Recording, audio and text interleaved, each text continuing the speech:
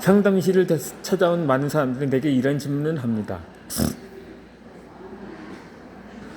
제가 지금 어떤 감정을 느끼고 있는지 모르겠다면서 이럴 땐 어떻게 해야 하는지 말입니다. 한다고 말입니다. 이 같은 감정을 배우는 것은 새로운 언어를 배우는 것만큼 어려운 일입니다. 내 안에 새로운 감정 사전을 만들어야 하기 때문입니다. 나는 상담실을 찾아온 사람들에게 감정은 몸의 느낌으로 몸에 어떤 감감이 느껴지는지 관찰하고 묘사하는 것부터 시작해야 한다고 설명합니다. 예를 들면 가슴이 답답하다거나 얼굴이 할끈거리고 머리가 어지럽다거나 위경련이 느껴진다거나 하는 증상들을 자세히 관찰하는 것입니다.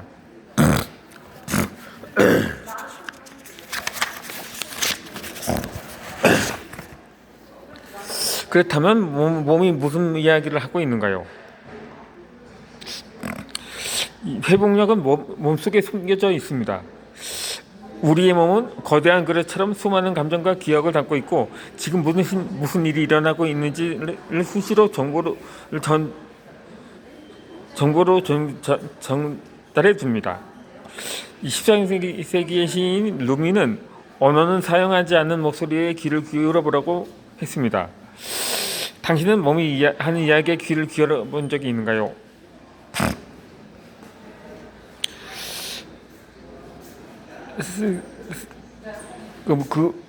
자신들의 몸은 언제나 당신에게 말을 걸고 있습니다.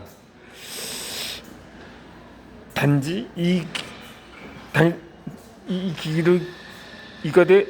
귀를 기울이지 않을 뿐입니다. 지금부터 언어를 사용하지 않는 몸의 목소리에 귀를 기울이는 연습을 해봅시다. 잠시 눈을 감고 지금 이 순간 몸에서 어떠한 감각이 느껴지는지 천천히 살펴보십시오. 그 감각이 어떤 부위에서 느껴지는가요? 감각이 느껴지는 부위에 손을 얹어 봅시다. 만약에 어깨가 무겁게 느껴진다면 어깨에 가만히 손을 얹고 천천히 호흡을 합니다. 숨을 깊이 들어마실 때 신선한 공기가 어깨에 들어가 그 공간이 서서히 넓어지는 것을 상상합니다.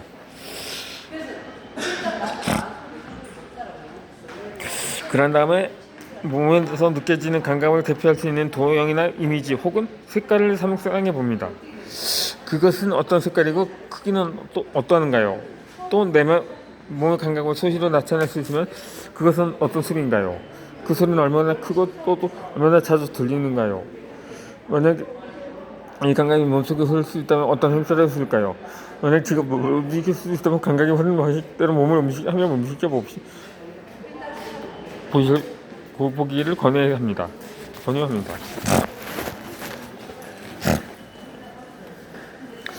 이것은 내가 상담실에서도 자주 사용하는 연습 방법입니다.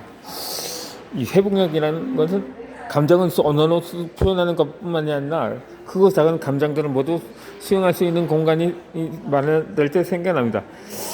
우리 몸은 바로 이러한 공간이자 모든 감정을 담을 수 있는 커다란 그릇인 셈입니다.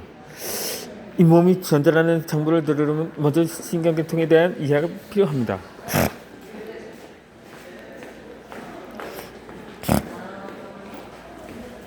스트레스에 대처하기입니다. 이 자율신경계통은 신체 기관을 움직이게 해주는 중요한 역할을 합니다. 이 자율신경계통은 심장이나 위, 방광 등의 여러 장기들의 기능을 조절하고 각각의 환경에 알맞게 스스로를 변화시켜 생존을 돕습니다. 예를 들어서 긴장을 하면 심장이 빠르게 뛰고 소화 기능도 떨어지는데 그 이유가 온몸의 에너지가 외부 세계의 위협과 위험에 맞서 싸우고 있기 때문입니다. 이 신경계통은 매우 복잡하므로 여기에서는 간단한 개념만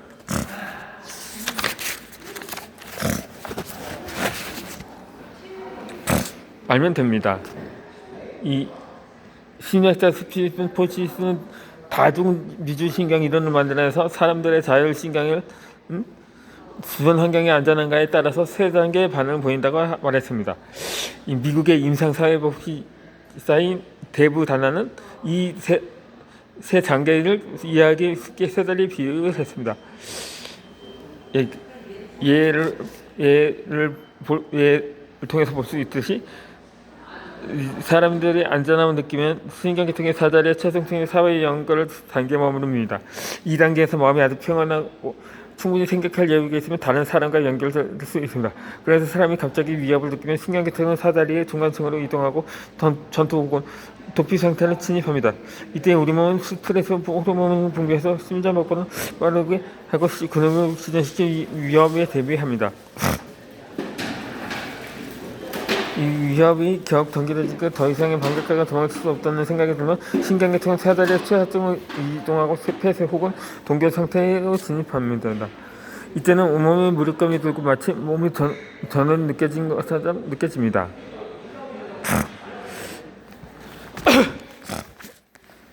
이 포지스는 우리 몸의 위험을 감지하는 뉴로셉션이라는 장치가 있다고 말합니다. 이 뉴로셉션은 뇌에서 충분히 생각한 다음 위험을 판단하는 것이 아니라 무의식적으로 위험을 탐지합니다.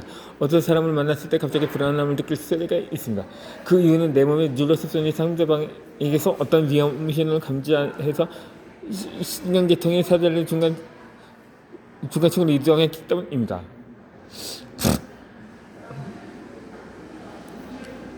우리는 매일 이 신경계통 사다리를 오르내립니다. 아침에 일어났을 때는 몸이 무겁고 무기력하다면 사다리 최하층에 있는 것입니다. 이 커피 한 잔을 마시고 일을 시작하면 신경계통이 다시 사다리 최상층으로 올라가고 효율적으로 일할 수 있습니다. 그런데 오후에 업무 리스트를 확인하다가 할 일이 너무 많이 쌓여 있는 걸 발견하면 사다리 중간층으로 내려옵니다. 이때부터 마음이 초조해지고 온몸이 긴장하는 걸 느낄 수 있습니다. 하루를 보내면서 잠깐씩 하던 일을 멈추고 지금 내 신경계통이 어디에 위치해 있는지 생각해보는 시간을 가져봅시다. 신경계통은 우리가 살아가고 위험에 맞추는데 도움을 주는 좋은 친구입니다. 친구를 사귀어서 상대방을 잘 알기 위해서 그의 말을 정정하듯이 자신의 신경계통을 잘 알고 이해하려는 노력이 필요합니다.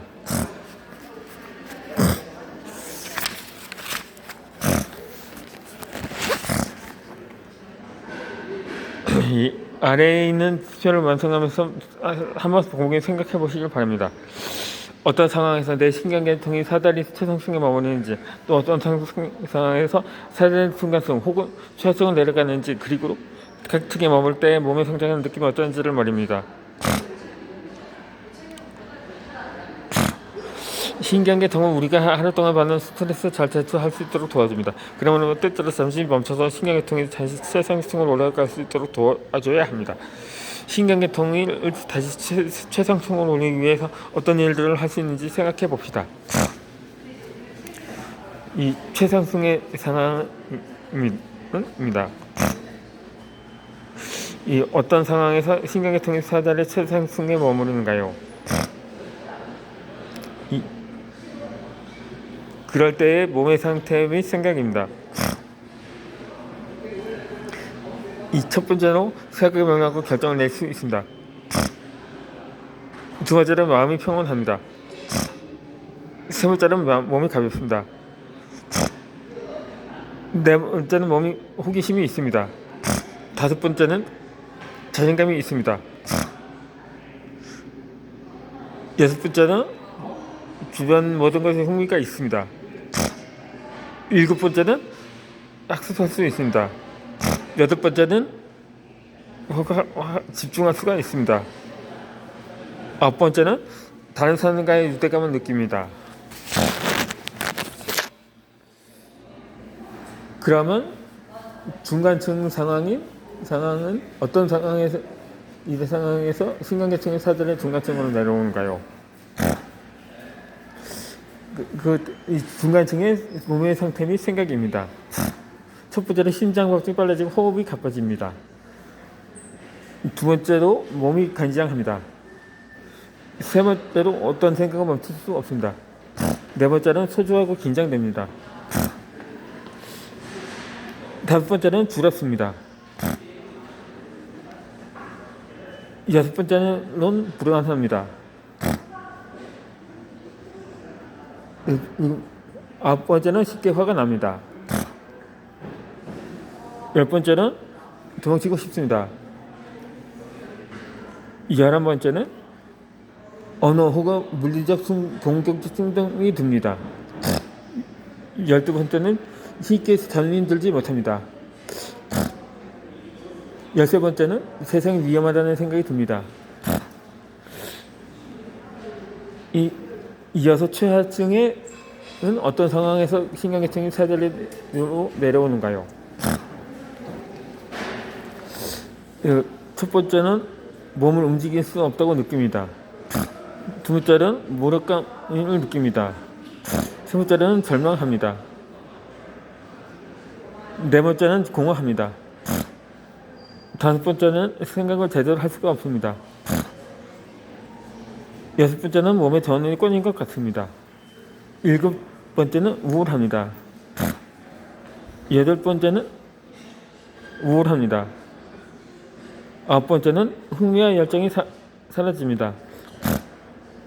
열 번째는 몸이 무겁고 무기력합니다.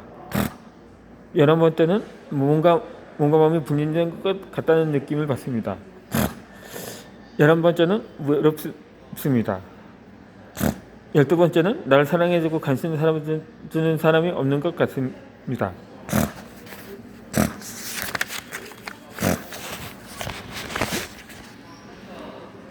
안전한 느끼기입니다. 이 신경계통은 매일 당신과 함께 여러 가지 상황에 대처합니다. 지금 이 순간 자신이 살아들이 어느 층에 위치해 있는지 깨닫는 것은 아주 중요합니다. 만약 이들 깨닫지 못하면 몸에 나타나는 상태의 지배를 받게 됩니다.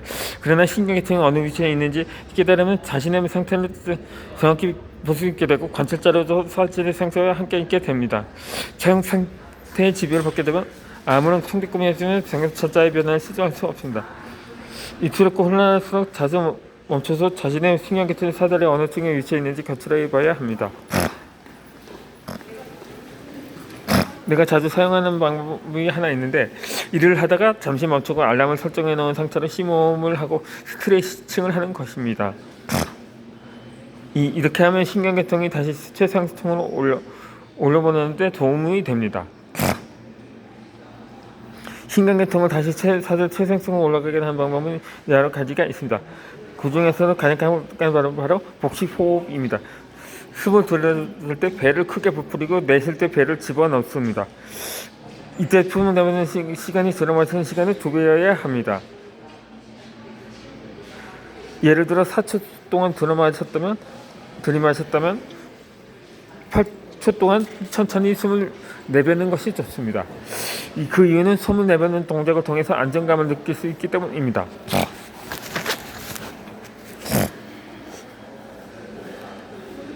일상에서 이렇게 하면 잠시 멈추는 시간을 갖고 신경계통을 조절할 수 있는지 생각해 봅시다.